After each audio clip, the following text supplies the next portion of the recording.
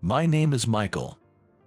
When I was in high school, my dad got sick and started to be in and out of the hospital. Since it was tough with just my mom working, I dropped out of high school to get a job. I'm sorry, Michael. It's my fault that I'm taking away your youth. My dad, who was always energetic, looked him characteristically down. So, I cheered him up, saying, "Don't worry about it. Just focus on getting better." Sure, it was sad to say goodbye to my close friends like this, but my younger brother, Daniel, was still in middle school, and as the older brother, I had to step up. Fortunately, because of my sacrifice, Daniel was able to go to high school, and Dad got the treatment he needed. The job I chose after dropping out of high school was working at a small French restaurant. I've always loved cooking shows, thinking that flipping a skillet over a fiery stove or showing off knife skills was cooler than watching a baseball player hit a home run. I thought, if I'm going to work, it might as well be somewhere strict but reputable, so I learned the ropes of cooking while being toughened up by the strict manager. "Well, Michael, your dishes are really delicious." Gradually, I took over as the head cook at home for my mom. Initially, I started cooking at home out of necessity, but after starting the job, I began to see it as good practice, improving my skills bit by bit. I made a whole pasta dish, from pasta to sauce, and fed it to Daniel, who exclaimed, "Wow, this is really good. Today's meal feels so fancy." Pleased, I discovered the joy of making people happy with my cooking. Becoming interested in the world of cooking, I aimed to become a chef. Once our family situation stabilized and we had some financial breathing room, I attended an online culinary school, learning all about cooking and customer service. After graduating, I started working full-time at the restaurant where I had been a part-timer. Most of our customers are regulars. They'll leave if there's even a slight change in taste, but I have high hopes for you, Michael," said the manager, Eugene, patting my back. Thinking about my life as a chef just beginning, I was very excited. I'm going to make delicious food and please the customers. Thinking this, I took my work very seriously, day by day. Then one day, I received an invitation to a middle school reunion. I had never been able to attend before, as I was too busy. Since I dropped out of high school, middle school is my only alma mater. I want to see everyone again. Thinking this, I marked the invitation as attending. Just then, Eugene happened to pass by. "Hey, what's up? Going to a reunion?" "Yes, it's at a hotel in San Francisco."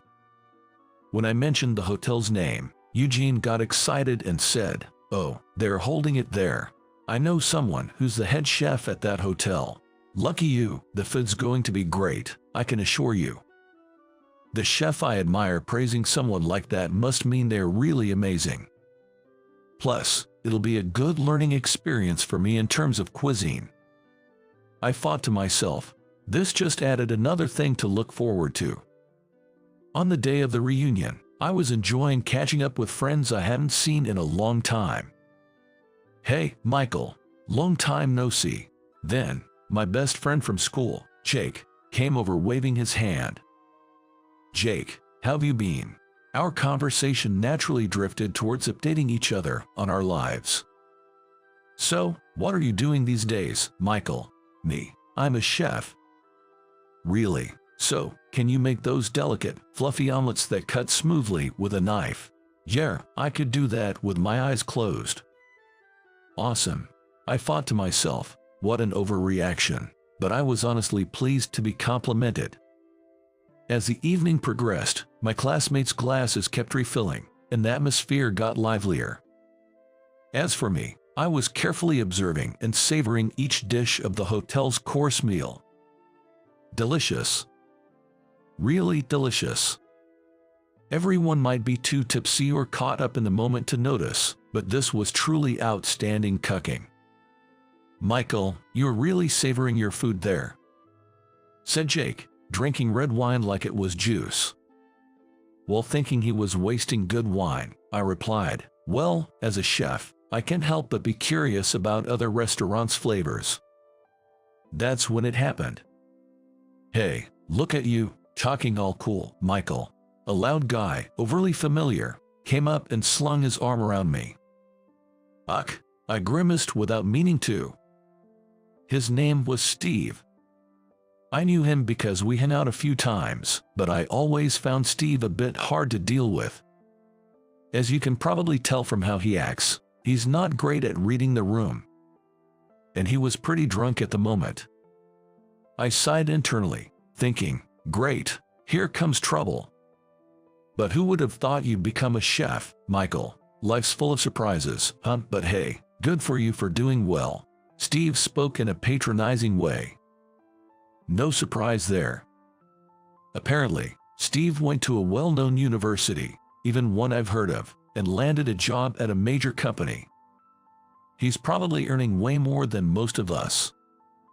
So, Steve kept asking with a smug smile, "So, how much does a chef make in a year?"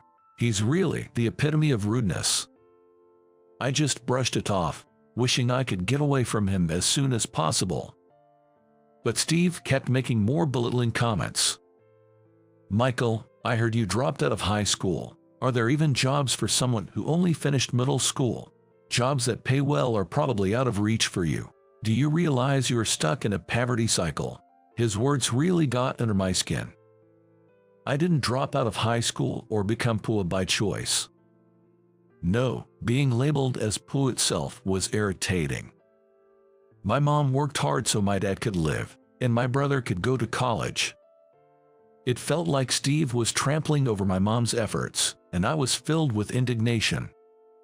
"Hey, Steve, you're way too drunk," Jake said, trying to calm Steve down, but his drunken boasting and insulting remarks about being a high school dropout didn't stop. I was so fed up that I downed the rest of my good wine in one gulp and said, "I'm leaving," shaking off Steve's hand from my shoulder. "What's your problem? Not in the mood. You realize this is a famous Michelin-starred hotel, right? The chefs here are way beyond your league. If you don't savor this chance now, you'll regret it." He laughed as I stood up to leave. If this hadn't been the hotel where Eugene's acquaintance was the head chef, I might have accidentally punched Steve. Suppressing my anger, I was about to leave when Michael, a classmate named Travis, who was organizing the event, called me. "What's up? The manager of this hotel was asking for you." "Why?" "I don't know, but he seemed to have something important to discuss." There he is. "Excuse me, this is Michael." Travis waved to a tall, slender man. His demeanor suggested he was no ordinary person. "You must be Michael. Nice to meet you. I'm Austin, the manager here." Hi." I had no idea why I was being called over in such a setting. The tension from everyone around me felt painfully intense. "I came to greet you because I heard you're the prodigy working at Eugene's place." The manager bowed politely to me. I was surprised he came to greet me, but the crowd was even more abuzz. "Wow, is Michael really that amazing?" I heard such comments from the women around. Then, the manager said something even more surprising. "Actually, I have a favor to ask. Our head chef, Tyler, really wants to meet you. Would you have a moment now, despite your busy schedule?" Steve was the most shocked of all. A respectful manager and a Michelin-starred chef want to meet Michael. Steve muttered, bewildered. "Well, if I can be of any help." I was honored to meet the chef Eugene praised so highly, but at the same time, I couldn't stop feeling nervous. Then, Austin immediately called Tyler from the kitchen. "You must be Michael, right? I'm Tyler, the head chef of this hotel. Pleased to meet you." When Tyler offered a handshake, I reached out my hand, and he gripped it firmly. Then, I was suddenly struck by the thickness of Tyler's hands. There were countless calluses, likely developed from stirring heavy pots thousands of times.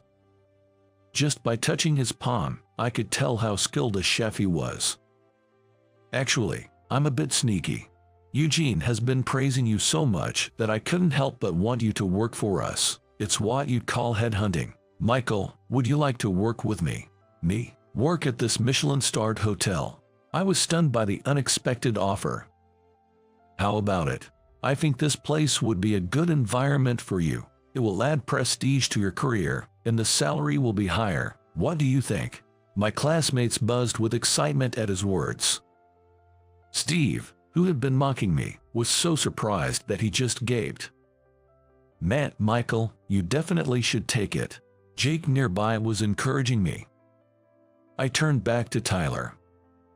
My mind was already made up when he made their offer. I really appreciate the offer, but I'm sorry, I have to decline. I bowed politely and looked up to see Tyler smiling kindly. Why is that? He asked. Looking directly at Tyler, I responded. I entered this field because I love Eugene's cooking. There's still so much to learn from him, and I'm satisfied with my current job. Moreover, I'm surrounded by Eugene, who I respect, and my colleagues. That's an irreplaceable treasure to me. I explained my reason for declining their offer. Tyler laughed heartily. Too bad, I've been rejected. You truly are Eugene's disciple. I wanted someone like you who takes pride in their work, but such people are hard to come by. Well, if you ever change your mind, feel free to contact me. With that, Tyler returned to the kitchen. When I turned around, my classmates were praising me, saying things like, "That's so cool. You're the best." I felt embarrassed. They were all too drunk. Then Jake, who was beside me, said, "I'll visit your restaurant next time." And I replied with a smile, "Yeah, come anytime." The next day, Eugene heard about what happened from Tyler and asked me, "Are you sure about your decision, Michael?" "I'm satisfied with my current job and life, so I have no regrets. Besides, there's still so much I want to learn from Eugene," I said with a smile. "Is that so? I understand," Eugene said, smiling somewhat happily. As an aside, a few days later, I received a call from Steve, who had bragged at the reunion. "I'm sorry about that time." He apologized for his rude behavior, even though he was drunk. "You're actually an amazing person, aren't you?" "I'm not amazing. I just love cooking. You should come to the restaurant where I work sometime." "I'll definitely visit. I always want to provide the best service to those who come to eat my cooking. That's my pride."